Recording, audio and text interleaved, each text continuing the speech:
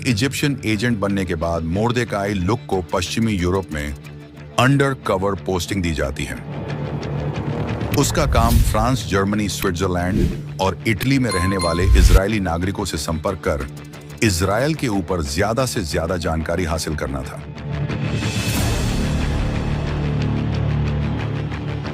Egypt छोड़ने से पहले जीआईएस के एक सीनियर ऑफिसर के द्वारा लुक को साफ निर्देश दिए जाते हैं कि तुम किसी भी इजरायली नागरिक से मिलोगे तो उसका नाम, जॉब, पता, सब कुछ, हर प्रकार की छोटी सी छोटी जानकारी, चाहे वह कोई गॉसिप या अफवाह ही क्यों ना हो, वो तुम नोट करोगे और हम तक जरूर पहुंचाओगे।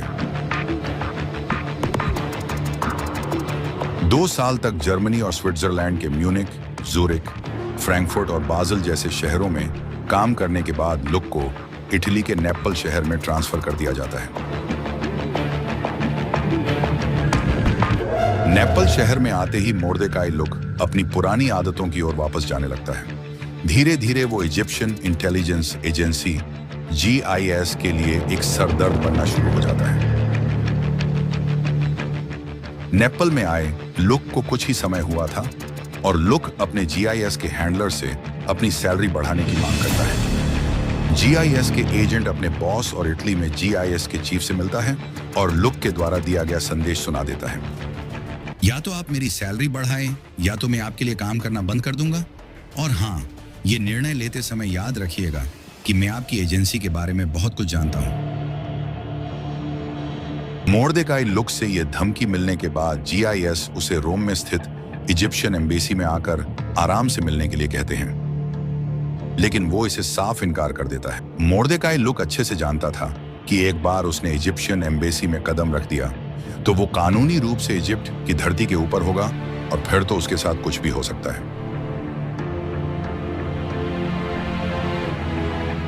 कोई दूसरा रास्ता ना देख जीआईएस के एक एजेंट उसे कैफे डे पेरिस नामक एक फेमस रेस्टोरेंट में आने के लिए कहते हैं और लुक भी इसके लिए राजी हो जाता है।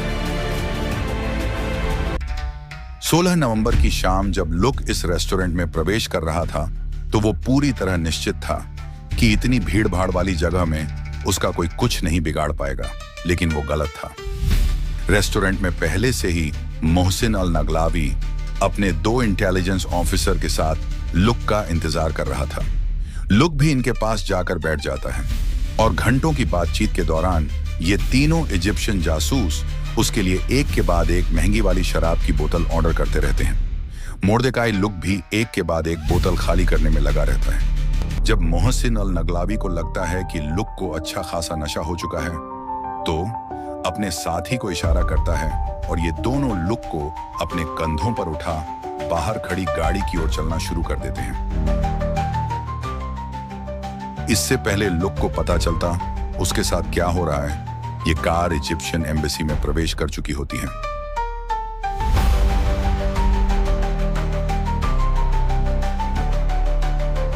मोहसिन अल नगलावी को यह लग रहा था कि उसने मिशन को एकदम सफाई से अंजाम दिया है, लेकिन आज वो भी गलत था।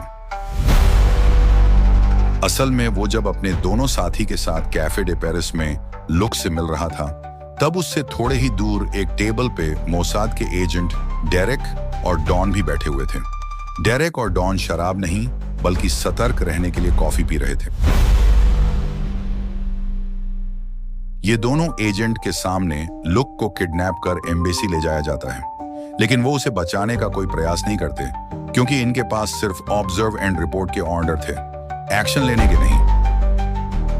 जिस दिन से लुक को जीआईएस में भर्ती कर यूरोप भेजा गया था उसी दिन से मोसाद उसके पीछे लग गई थी।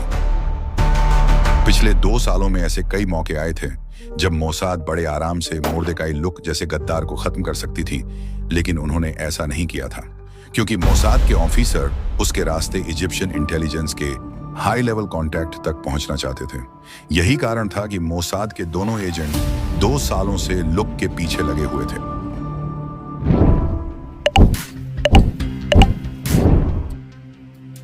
वर्तमान में परिस्थिति ऐसी थी कि दोनों इजिप्शियन डिप्लोमेट को वापस कायरो भेजा जा चुका था।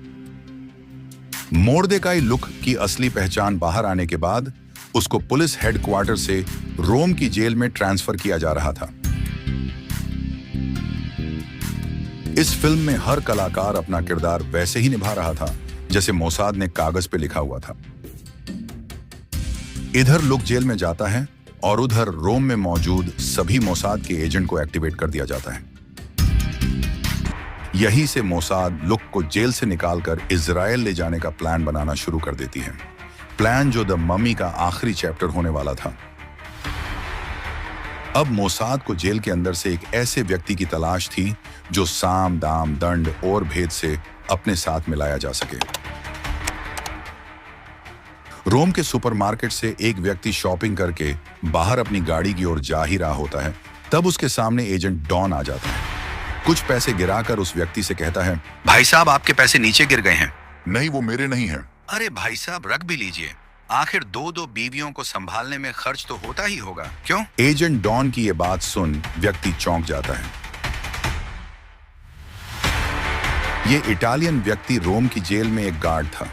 वैसे तो ईमानदार और सीधा सादा जीवन जीने वाला व्यक्ति था, लेकिन एक बात जो इसके बारे में कोई नहीं जानता था कि इसकी दो बीवियां थीं, दो परिवार थे और दो घर।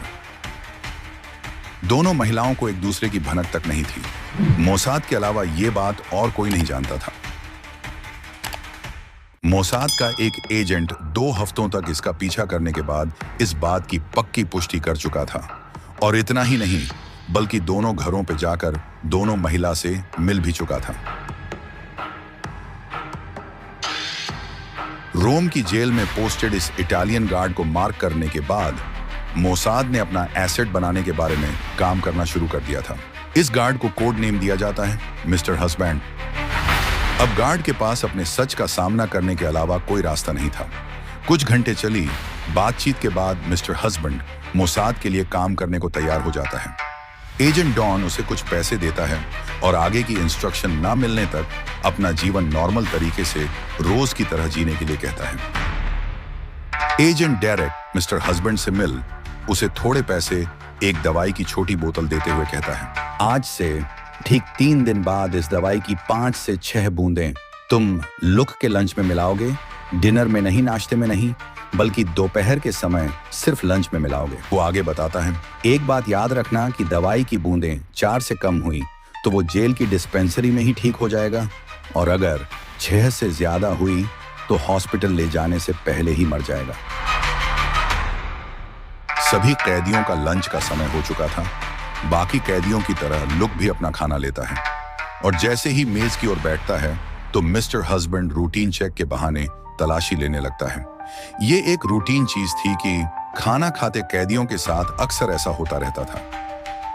लुक की तलाशी लेते वक्त ही मिस्टर हस्बैंड अपने कांपते हाथों से लुक के लंच में दवाई की 5 से 6 बूंदें डाल देता है और थोड़ी दूरी पर खड़े होकर उसे देखने लगता है। लुक खाना खत्म करके अपनी सेल में आ जाता है और ठीक 2 घंटे बाद उसकी छाती में अत्यंत भीषण दर्द उठने लगता है। डॉक्टर के कहने पर लुक को जेल से कुछ दूर एक अस्पताल में भिजवा दिया जाता है। हॉस्पिटल में लुक के पेट की सफाई की जाती है और ऑब्जर्वेशन के लिए एक प्राइवेट वार्ड के कमरे में रखा जाता है। इस कमरे के बाहर ही जेल के 2 गार्ड की ड्यूटी भी लगाई गई थी। रात के 7 बजे डॉक्टर लुक का निरीक्षण करने आता है और देखता है कि दोनों गार्ड अपनी जगह से गायब हैं। डॉक्टर कमरे का दरवाजा खोल अंदर देखता है तो उसके पैरों तले जमीन डगमगा जाती है। बेड के ऊपर से मोर्देकाई लुक भी गायब था। हॉस्पिटल और आसपास के इलाकों में अच्छे से तलाशी ली जाती है। एयरपोर्ट, रेलवे स्टेशन और बस स्टैंड के ऊपर रेड अलर्ट जारी कर दिया जाता है। रोम के हर पुलिस स्टेशन में लुक की एक तस्वीर भिजवा दी जाती है, लेकिन फिर भी उसका कोई नामो निशान तक नहीं मिलता। इटालियन अथॉरिटीज के तो होश उड़ जाते हैं। अगले दिन का सूरज निकलता है और उनको विश्वास हो चला था कि या तो लुक को जमीन निगल गई या तो आसमान खा गया है, पर उनको गलत लग रहा था। लुक ना तो जमीन पर था और ना ही आसमान में, वो तो पानी में तैर रहा था।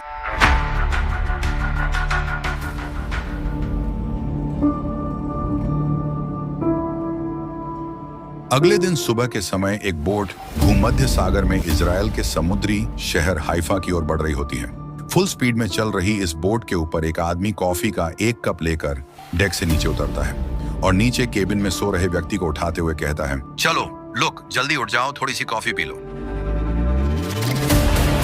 इस बोट की केबिन में लेटा आदमी मोर्देकाई लुक था और कॉफी ऑफर करने वाला आदमी मोसाद का एजेंट डेरेक।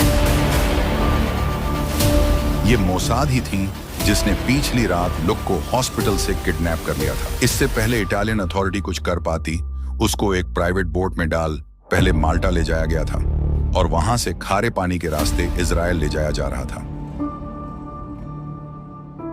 इजराइल जहां अदालत में खड़े हो मोर्देकाई लुक को अपने एक एक अपराध का हिसाब चुकाना था।